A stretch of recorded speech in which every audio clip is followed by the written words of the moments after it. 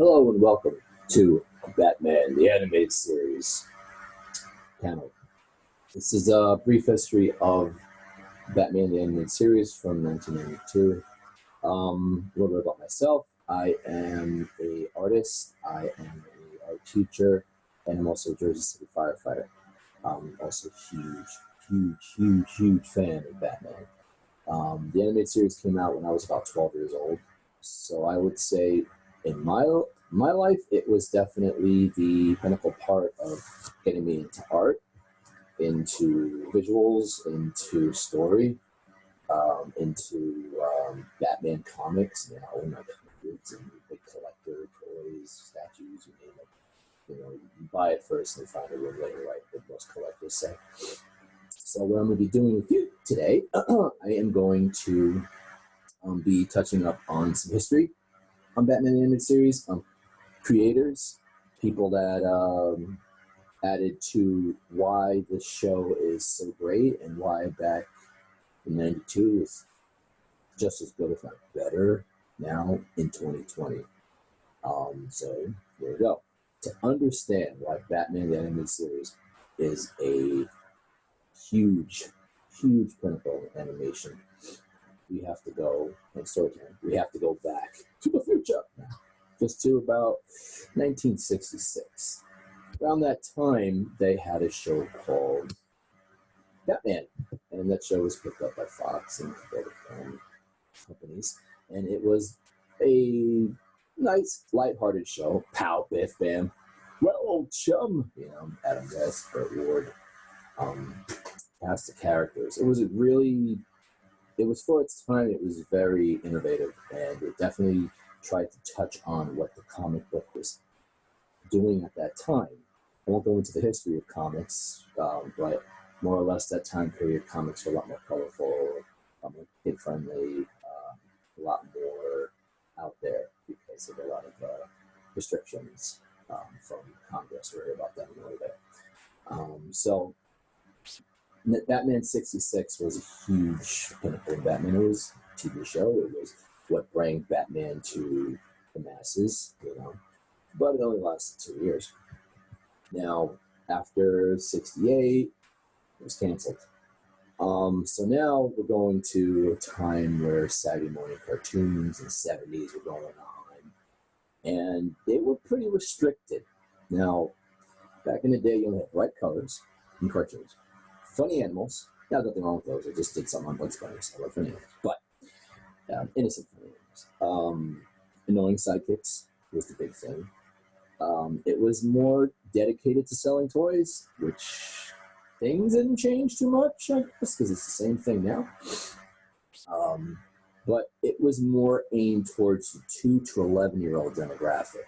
It wasn't so much for the teenagers or older. It was just for little kids to watch, have their cereal and buy their toys, right? Or mom and dad buy their toys. So now the time period was definitely heavily influenced by Congress. So pretty much the government had a control on what was being shown to the kids on Saturday and weekday afternoons. They even created the broadcast standards and practices. They were the police of the cartoons at that time period. They were definitely the ones that if you did something, they either shut you down or they literally, you know, told you got to change your class, right? 1973. Now, Batman hasn't been on since 66 on television. But 1973 had a show that was a Justice League show, more or less, but it was called The Super Friends. Now, The Super Friends was the first time we saw Batman as a cartoon character. We had Superman, Wonder Woman, Wonder Twins, who was created just for the show. The Monkey Week, I think his name was, for the show as well.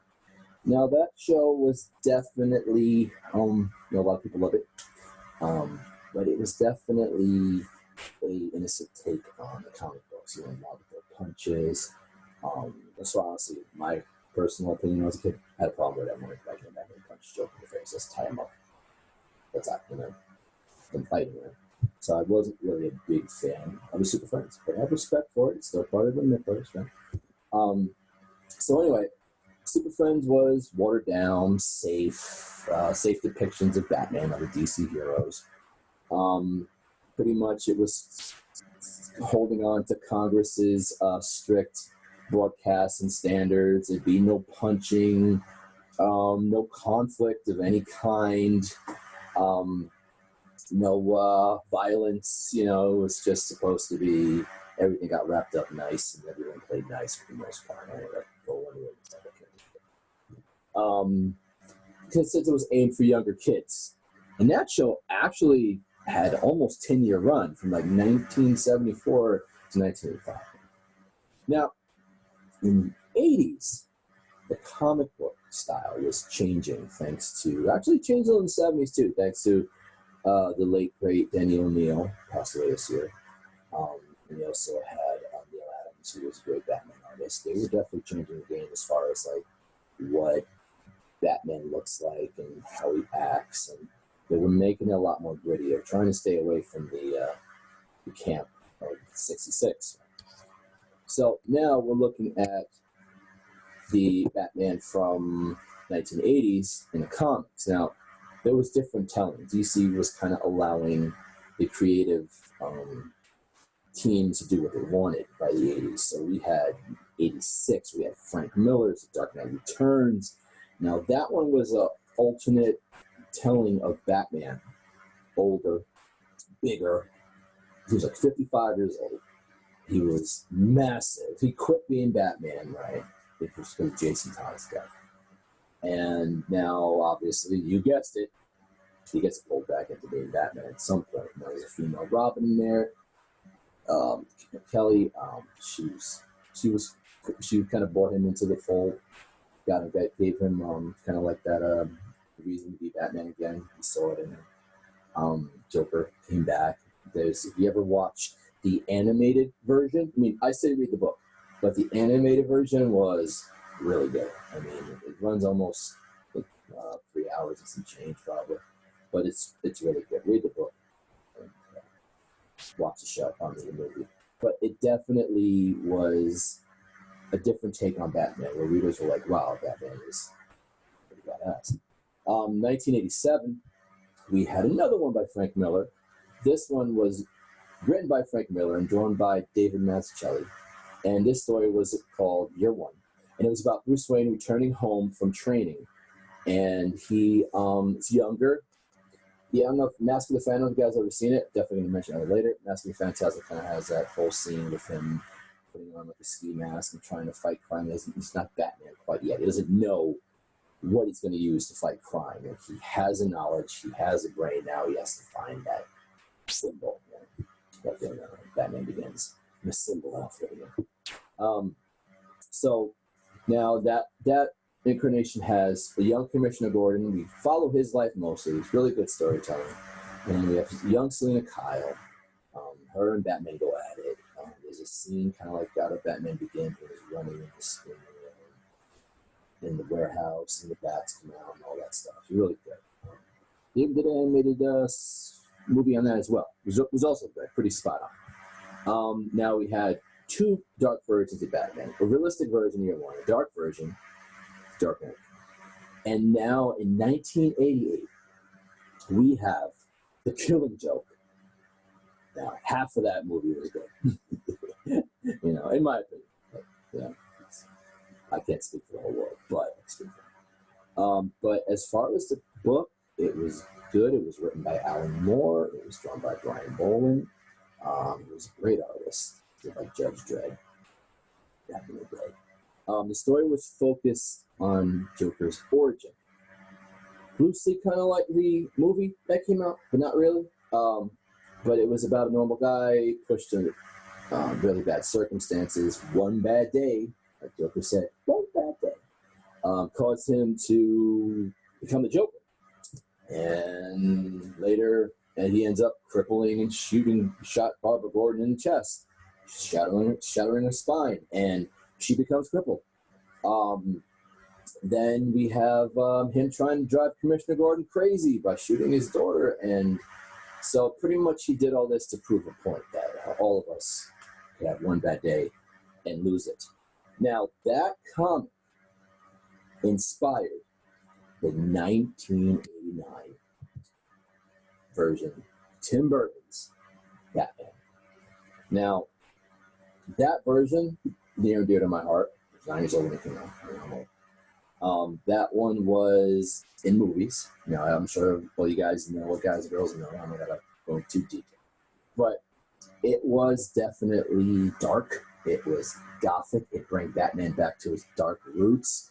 And Tim Burton wanted to bring Batman back to like the 1940s gritty type, and then he read the Killing Joke. He loved the Joker. It was a box office hit. I'm sure everyone watched it at one point or another. It's definitely a pinnacle of Batman history. That movie definitely was I would say, the father of what we're about to talk about at this moment. Now we're going into 89, and they're like, all right, Warner Brothers is planning on doing a new Batman cartoon, loosely based on the 1989 hit, right? So, since it was, like new, and for the most part, animation was still in the grips of Congress, a lot of innovators and animators, creators were just like a Batman show. Like, they had love and respect for the old ones, but they're like, we can't bring the old one to now. So they were a little skeptical. What can I show? What can I not show? But as fate would have it, there was a new head at that time, late 80s, early 90s, of broadcast and standards. And her name was Avery Corbin. And she was put into power at that time. So she decided to give like a little more leeway when it came to fight scenes. She wanted to allow, they could use guns. Obviously, don't get shot, but a gun couldn't be pulled out in a cartoon, a little punch, right? So she felt that the animation, depending on what it was, can be a little more aimed towards older kids, as opposed to what it used to be in the 80s and the 70s, So pretty much the shift was happening in the 90s now. So we had possible darkness in animation. Now, who was going to be one of the first to utilize this? You guessed it, Batman the Animated Series. But let's find out about the creators, or at least two of their main creators. During that time, it was the 90s, and there was a show called Tiny Toon Adventures, and it was about kind of like younger versions of Looney Tunes. Good show. So, love it. Still to watch it. And it was funny, it was cute. It had some hip episodes too, ones that kind of, worked with what was going on, like the old Looney Tunes. Bugs Bunny was in it. But, so, fresh out of Tiny Toons, they had a gentleman by the name of, he's the one with the glasses over here. His name was, is Bruce Timm, and then Paul Dini to the other side of him, to the right. And Eric Radomski was another one. He was, they were all storyboard artists and writers of Tiny Toons and other Warner Brothers shows at the time that would make the Warner Brothers money. They were approached to work on this new Batman project, right?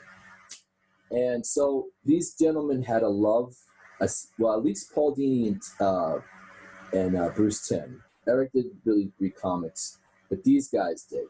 So they knew, like, enough about Batman, right?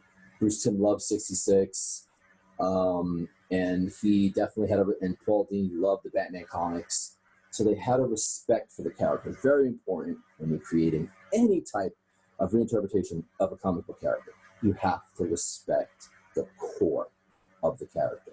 That has to be number one. That has to be priority. And these gentlemen definitely made it their priority. They wanted to do a show that honored all of the Batman mythos up to that point, especially the comics. So they rose to the occasion. They took the job. and I'm glad they did.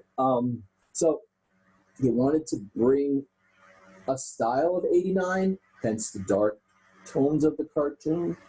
WB Warner Brothers only asked them to do Penguin and Catwoman as close to the movie, which was coming out soon, Batman Returns, as possible.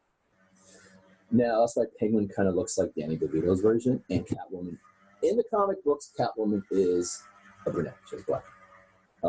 In the cartoon, they made her blonde because Michelle Pfeiffer, respectively, was Catwoman. It was did great, by the way. She was blonde, so they decided that they at least had that. But the great part of all this was Warner Brothers did not get too deep into what they were allowed, not allowed to show. So these guys and gals who worked on the show had pretty much their own freedom to do whatever they wanted with the cartoon, which was great. You don't see that a lot too often. So now we had Eric Radomski creating the sets, the darkness of the show. What he used to do was, this is the way I paint too. Thanks, Eric. Do black paper and would paint colors on top of that paper to bring it out. This is pretty awesome if you think about it, right? So now you have Eric doing the backgrounds, and then you had Bruce Timm designing a sleek look of these characters. Now, the Batman cartoon, they have this realistic movement to them, but they're very simple in form. Now, Bruce Timm was able to take that comic book bulk, the way they were, comics are very drawn, very detailed, muscles and all that. Can't really animate that. It takes too long. But Bruce Timm found a way to create that happy middle, right?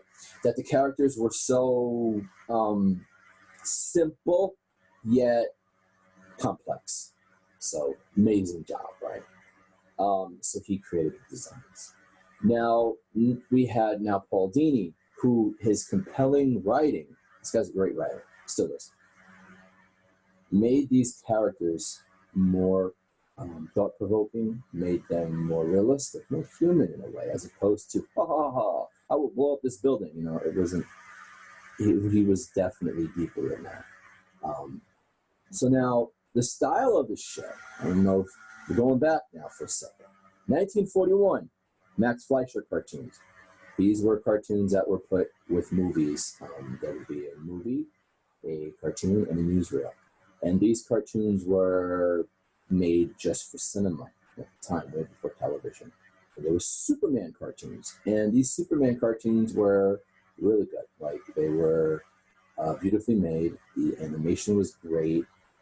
This thing, they spent so much money on these things, only 6 minutes of time. Now, what really influenced the show's tone and color and all that had a lot to do with Superman, with the 1940s. Now, Superman had an old Art Deco style, right? So what these guys did, thinking of Superman, with Batman, the animated series, they created a dark Deco style to kind of complement the old 1940s Superman cartoons.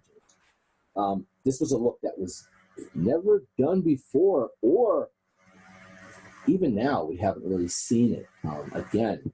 So now they wanted the characters to reflect the backgrounds, and the backgrounds to reflect the emotion.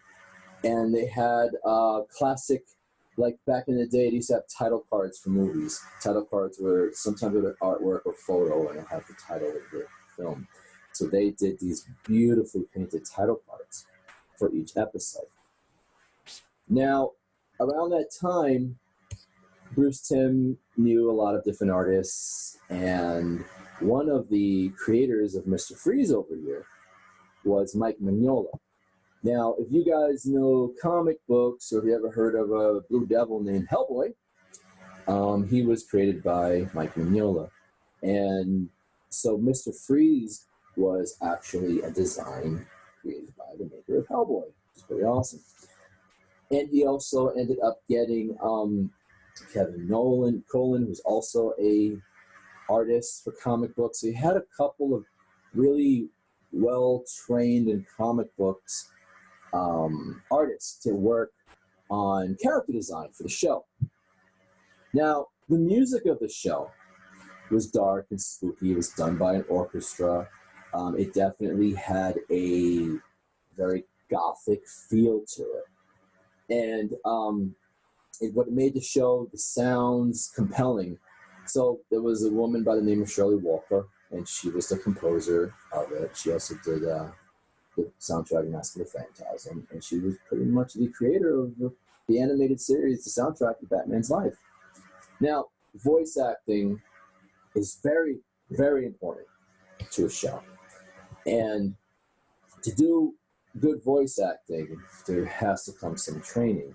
And now the voice acting director at the time, her name was Andrea Romano. She worked on Tiny Toons, Animaniacs, and a lot of shows for WB. Really good. And she discovered around that time a young actor, straight out of Juilliard, who I got to meet at a Comic-Con by the name of Kevin Conroy.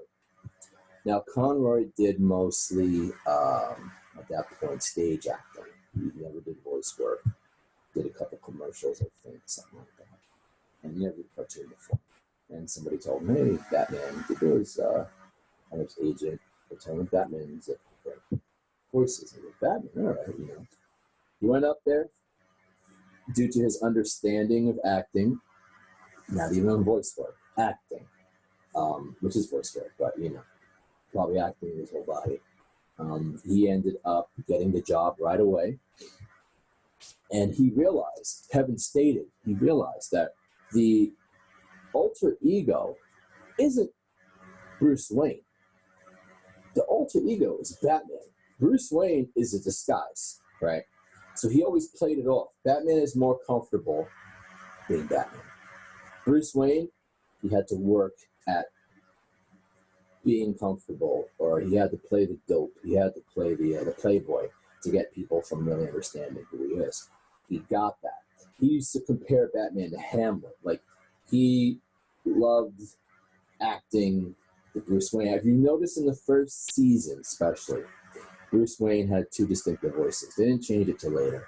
So Batman would sound, I am Batman, very deep, and Bruce Wayne's like, hey, Lucius, you know, very, like, lighthearted and more high-pitched to a point where it kind of throw people off. Well, I thought that was genius. Now we get to another star of the Batman show, Mark Hamill. Now, for those that don't know who Mark Hamill is, I doubt too many people don't know who he is.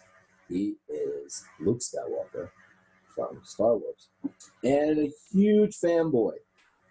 You know, he's amazing. I watch his shows. He loves comic books. He loves art. Now, Mark Hamill at the time came in to replace Tim Curry from... Tim Curry actually got hired to be Joker first. There's some... I wish I could hear it. There's some version of Joker done by Tim Curry. You know, Georgie boy from It. That would be awesome. So, fortunately, maybe the producers had a problem with his voice. They found it too scary, give kid nightmares. So they replaced him with Mark Hamill. Now, Mark Hamill as a Joker, in my opinion, and probably others, was one of the greatest interpretations. We have Heath Ledger, we have Joaquin Phoenix, we have Jack Nicholson. You know, there's also his name's Heath Ledger. There's Jared Leto. There's different interpretations, or Caesar now. I'm trying to remember all of them. But Mark Hamill kind of had that way to take all of Joker's persona from, like, he saw Joker as a lost soul who doesn't care. So he could be demonic, psychopathic, or he can be funny. So he found that medium where Joker is all the above. Like in the comic books, Joker said he likes his life to be multiple choice. I think Mark Hamill made his, like, that character. You don't know if he's going to hug you, carry you, both, you know. So now, with Joker being so all over the place, and the least human of the Batman rogues in the show, they decided to create a Harley Quinn for him. He needed a human partner. He needed somebody who they felt can kind of balance his insanity. Now, here's a funny thing about Harley Quinn, if no one knew this. Harley Quinn was conceived by Bruce Timm and Paul Dini, right? Paul Dini based her on a friend of his, Arlene Sorkin. She was an actor at the time. She was she did comedy and drama. She had a distinct voice. So they kind of saw her as the perfect fit. Now, Harley Quinn was just supposed to be a mall. Now, what a mall was back in the day, it was a girl that hung out with like a gangster or a bad guy. And in the 1966 Batman with Adam West, they would throw in a female there, here and there. They were kind of like one and done's type stuff. Then another one, Joker would have multiple girlfriends in the show. And then they were usually kind of, unfortunately, ditzy and stuff. They had too much depth. And that's about Catwoman, who was amazing. So there was an episode called Joker's Favor. Now, in this one, Joker is literally torturing a regular guy who cut him off in the highway. And Joker's pretty much threatening to kill his family, and he's stalking him, and he calls him out of the blue for a favor. It's Joker's Favor. The show was really dark, so they decided to put in someone more lighthearted and to kind of balance that way. So Harley Quinn was that balance. Now, Harley Quinn, obviously you guys heard her name before. She's been now going strong since that year, 92. And now she's in movies, comic books, you name it. So because of fans and the people working on the show loving that character, they were like, all right, let's keep her. And they did more episodes. And now she's an icon of her own. Now, so what they wanted to do with the villains of the show, they wanted to make them believable. They wanted us to empathize with them, to understand their motives, to get in their head enough that we're like, all right, I can see why they're doing it, with the exception of Mr. J. But Joker. That was what Paul Dini wanted to, and other writers wanted to portray. Now, Batman touched on a lot of deep subjects from a children's cartoon. Like I know in the 80s had a lot of like public service announcements, gun violence, bullying, all that stuff. But a lot of times it was more of the outside, superficial stuff.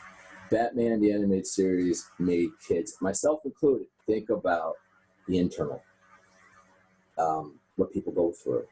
So there was one episode called Heart of Ice, and that episode dealt with Mr. Freeze. Now, Mr. Freeze at that time, Dr. Victor Freeze, was more of a throwaway character in the comics. He would steal stuff. In 1966, he was goofy. He definitely didn't have depth in it. He was just a guy that like messed up in an accident, got cold, yeah.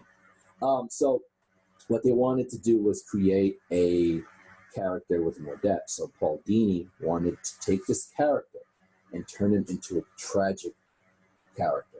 So you have this doctor trying to save his wife. His wife is dying of a disease. He had to freeze her, right? So he's doing it on company time in the company, right? His boss comes in, shuts it down. Now, Mr. Freeze flips out, tries to save his wife.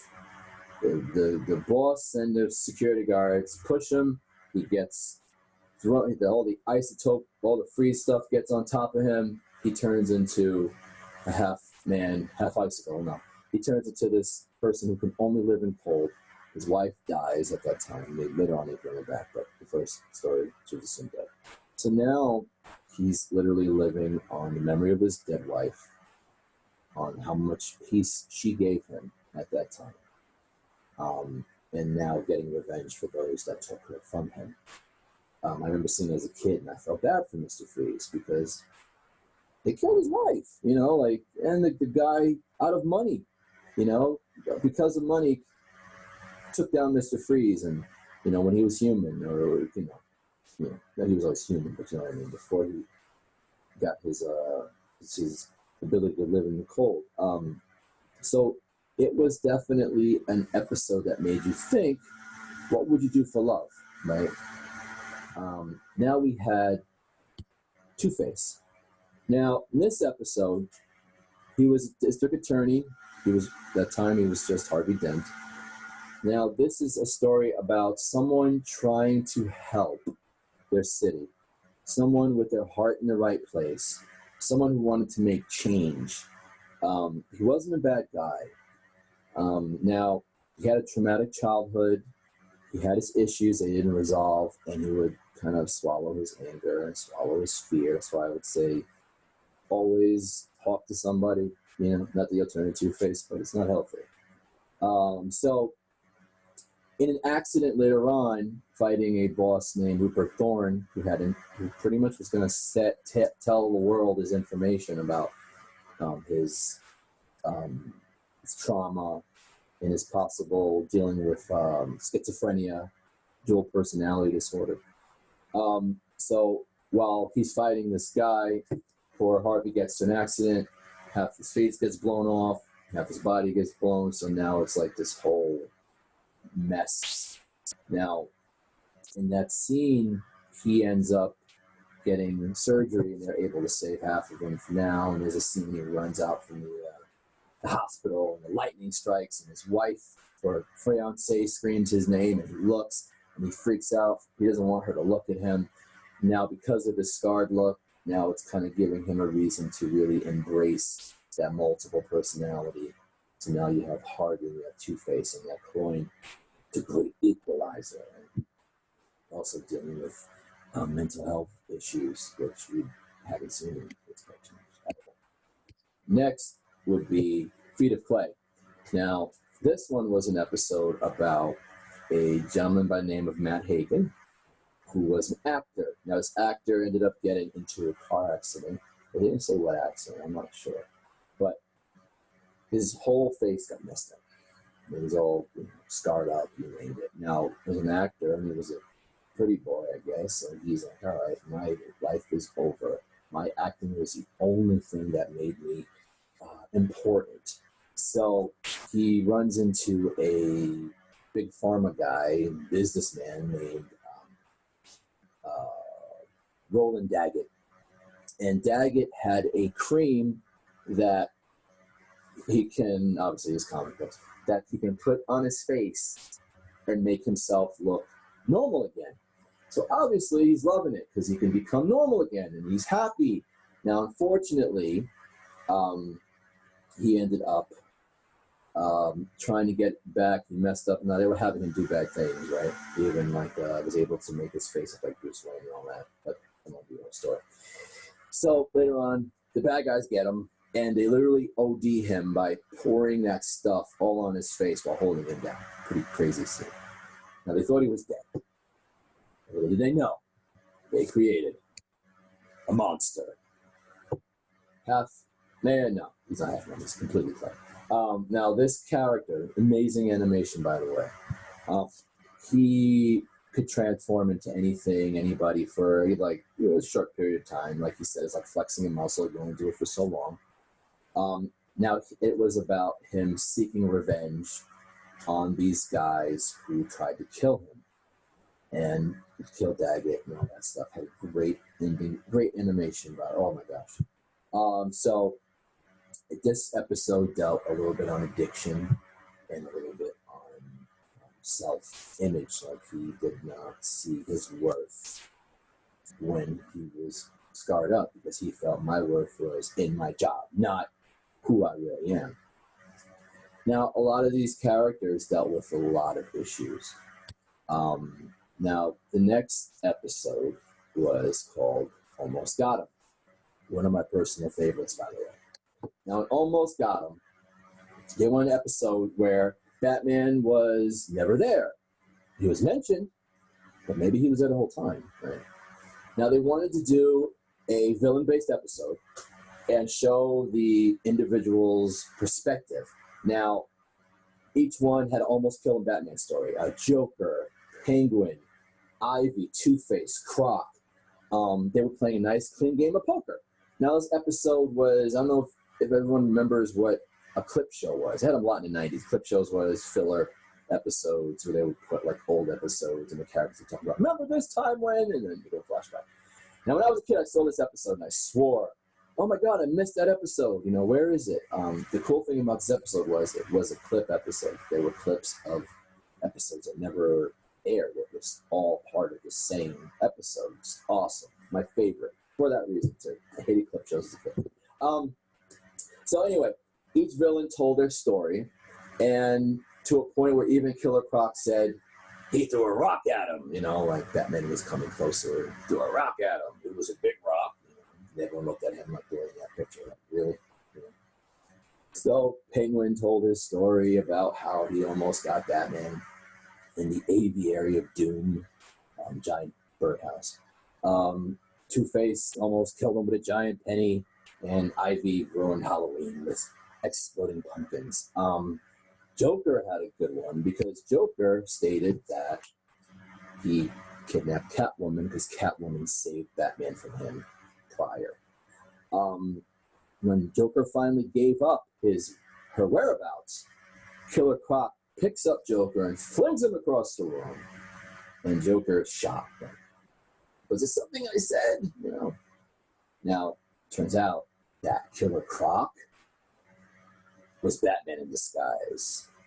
And that whole episode, he was pretending to be Killer Croc the whole time. Awesome. Even when there was a scene where this light's moving on top, and it moves, and you can see the shadow of Batman, and then when the shadow moves, it's back to Croc, which makes no sense, but it's still amazing imagery.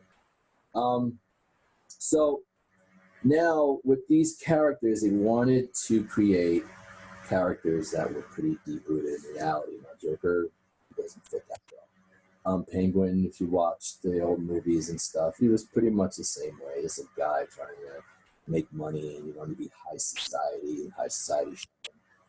Ivy was that one. She was definitely she wanted to change the world by getting rid of the humans because she loves plants more than humans. Sometimes I don't blame her. Then we have Killer Croc, who Batman pretended to be, and Croc was that big, dumb, lumbering type of character, but he was tough, and there was a really great episode with him with a bunch of circus performers and all that stuff about how he kind of used them. He saw him as family. It was a really good episode. Sideshow. Catwoman, who's definitely the equal of Batman. She is definitely Batman's heart. Even in the show, they play off that flirtatious, she cares about him, he cares about her type situation. Great cat. Now, in 1993, there was there was a movie called Mask of the Phantasm. Now, Mask of the Phantasm was a theatrical release, Christmas of 93. And this dealt with Batman's youth. And what it was about that kind of like year one, it was about Batman coming home, trying to figure out what he was going to do, the promises he kept to his parents. And he ends up meeting this beautiful redhead named Andrea Beaumont. And Beaumont was someone who lost her mom. She was getting her dad. Batman, let's say Bruce and her, he was a Batman. Bruce and Andrea became really close. And they ended up falling in love to a point where Batman's telling his parents, I didn't know I was going to be happy. Can I kind of pull back on the promise? I can hire more cops. I love this woman. I want to marry her. And they were going to do it. They were going to get married. But unfortunately, her dad had dirty dealings with the mob. They were going to kill him. So they had to move. And she gives back her engagement ring, to Alfred, kind of a cold moment. So Batman is heartbroken. And after that, the only way to mend a broken heart is to become Batman, right? So the story moves forward, and we end up finding out that Joker was the hitman for that mob. And Joker wasn't Joker yet. He was just his probably Jack Napier type character. Um, Definitely not the clown prince of crime, but Joker's in it too. Can't be too careful with all the weirdos around, right? Like he said. Great movie, great animation. It's on Netflix, so check it out. Next, we have characters like the Riddler, who is definitely a kind of brains, not a brawn type guy. Great story with him as well.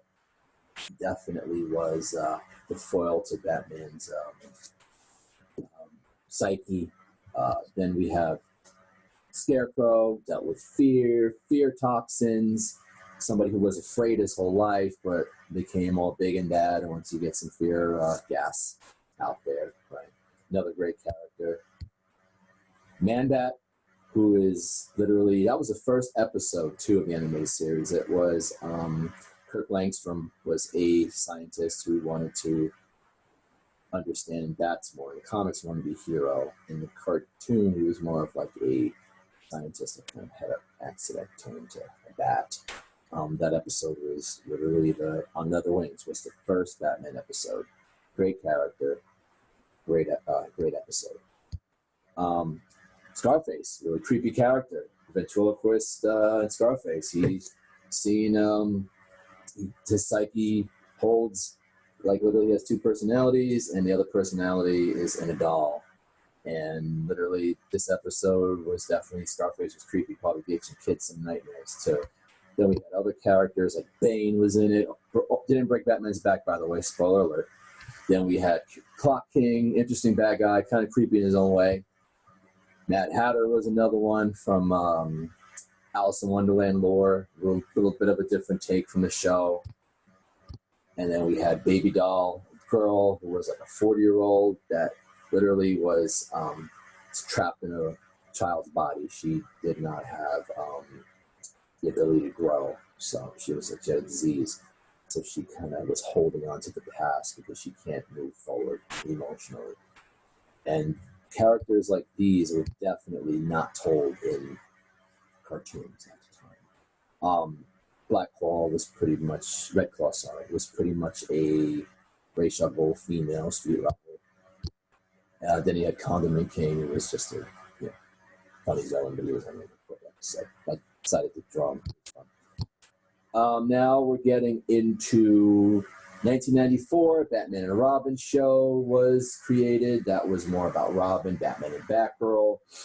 They wanted more of a, not lighthearted, but more of a show that had younger people because they figured kids were watching it. 97 hit. The Superman animated series happened. A good show, too. Got me a little into Superman. The animation changed up a little bit. It was not as dark and as gritty. It was a little more stylized. So by that time, it was time for the Batman animated series to get renewed. So what they ended up doing was they ended up creating a new look for Batman, the New Adventures of Batman.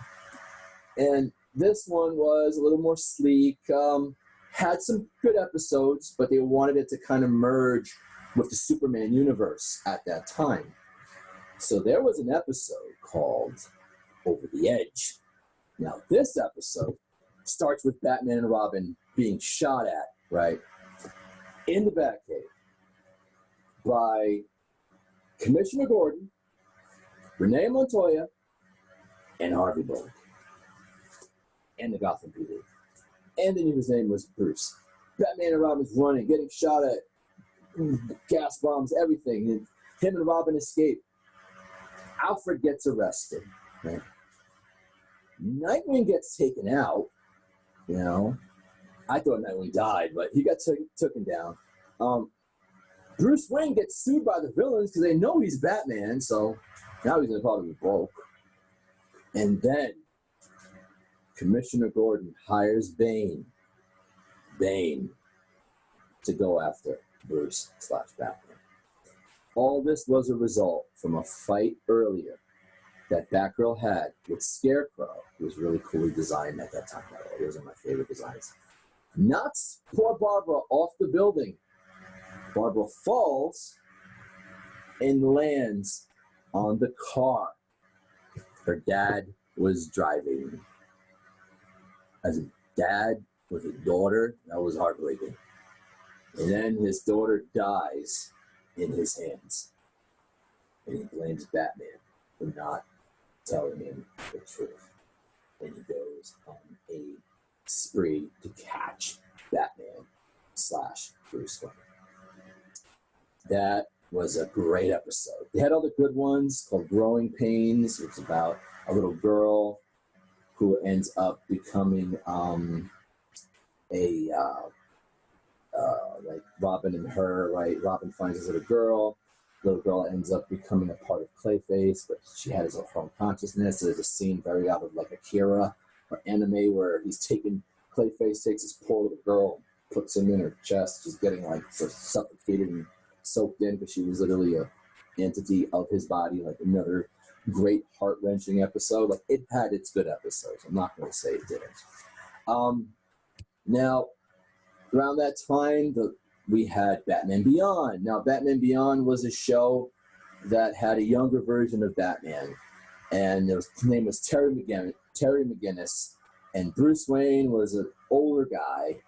And then you had Justice League came out as well, and they had Justice League Unlimited. So the Batman universe definitely expanded from 1992. So they definitely had this connecting universe before even Marvel did that in theaters. But definitely comic books always had the connecting universes, nothing new. So yeah, Batman Begins, great show, great character. Revenge of the Joker was a great movie. Check that one out. Now, Batman the Animated Series was definitely a part of my love of Batman and the character and who he is and what he stands for. And it definitely is something that should be respected and looked at. And I tell my students to watch certain episodes if you can, because it was so thought-provoking and it never questioned the artists or the creators or the audience. It was such a passion project. And you could still see it to this day. And I think, and I know, honestly, that that's why it is still relevant to this day. That's why it's on DC streaming, it's on Blu-ray. It is something that is part of, I hear so many comic book theaters talk about the show with so much love and so much respect. So I would say, audience, if you can, check it out. So that's it for me. My name, like again, Eli Ramos. You can find me on Instagram, Art of Eli 1980, Facebook, Art of Eli or Eli Ramos. Feel free to email me anything, any questions, comments, concerns, trolling. It's, I love it all. But everyone, I also would say thank you for having me as part of this panel. Thank you for having me do this panel. It was fun. I love talking about Batman. I could have done this for 2 hours, but I was only restricted to 45 minutes. But thank you, Von Comic and Virtual Con. This is my first. I have another panel about Bugs Bunny. I'm blessed to do these two, and I have a couple more. I'm blessed to be here, and thank you so much. And everyone out there, stay safe, stay healthy, and watch Batman.